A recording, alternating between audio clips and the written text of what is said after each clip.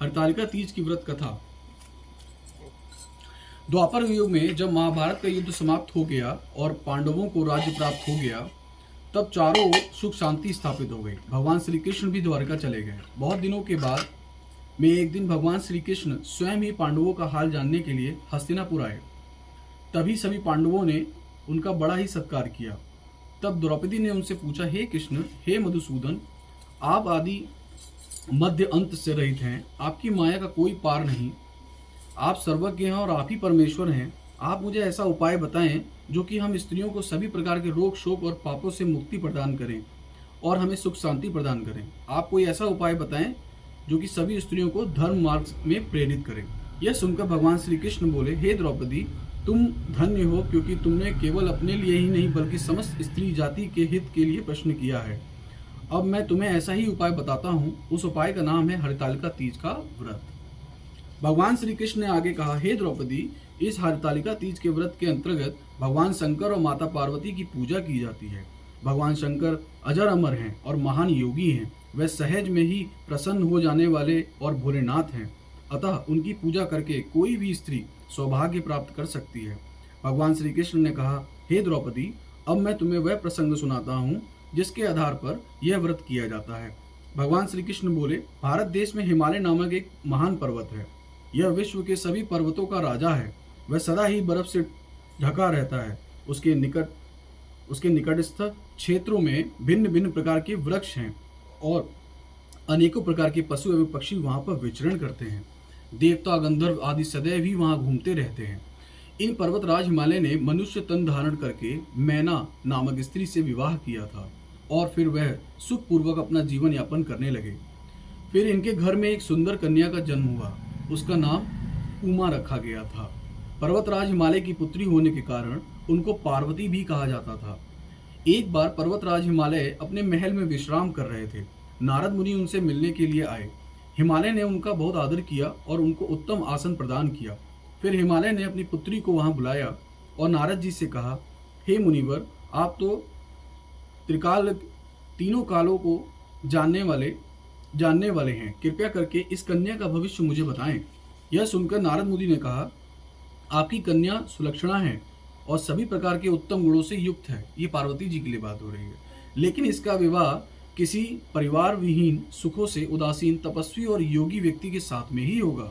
यह सुनकर हिमालय अत्यंत चिंतित हो गए और फिर उन्होंने नारद मुनि से पूछा, हे मुनिवर, इसका कोई उपाय तो होगा।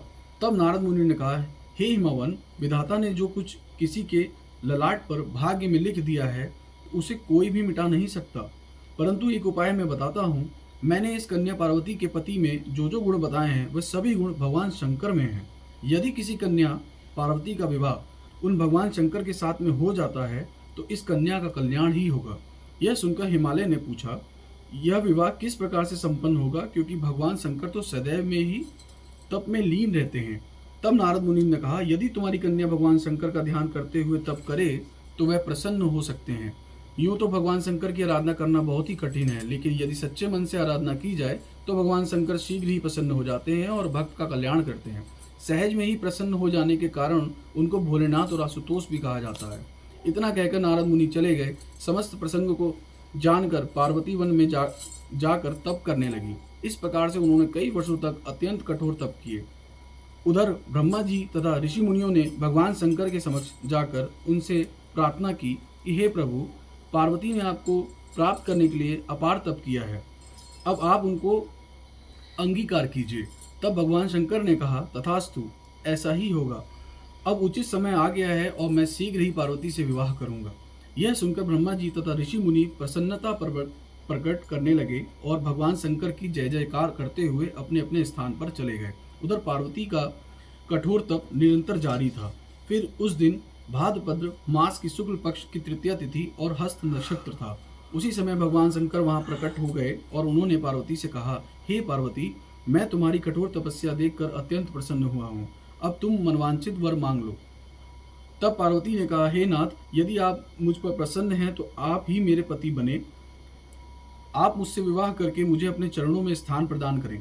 तब भगवान शंकर ने कहा, एवमस्तु, ऐसा ही होगा। अब तुम अपनी तपस्या का त्याग करो और अपने घर जाओ। मैं शीघ्र ही तुम्हारा पाणी ग्रहण करूंगा। चूंकि आज ही मैं शंकर तुम्हारी तपस्या से प्रसन्न होकर तुम्हारे समक्ष प्रकट हुआ हूँ, इसलिए मैं तुम्हें यह वरदान भी देता हूँ कि आज के दिन को हरतालिका भी कहा जाएगा। जो भी स्त्री प्रत्येक वर्ष आज ही के दिन भाद्रपद मास के शुक्ल पक्ष की तृतीया तिथि को तुम्हारी पूजा करेगी और इस कथा को कहेगी या सुनेगी, वह अखंड सौभाग्य प्राप्त करेगी और सभी प्रकार के रोग शोक से मुक्ति प्राप्त करके सुखपूर्वक जीवन यापन करके अत्यंत अंत में शिवलोक को प्राप्त करेगी।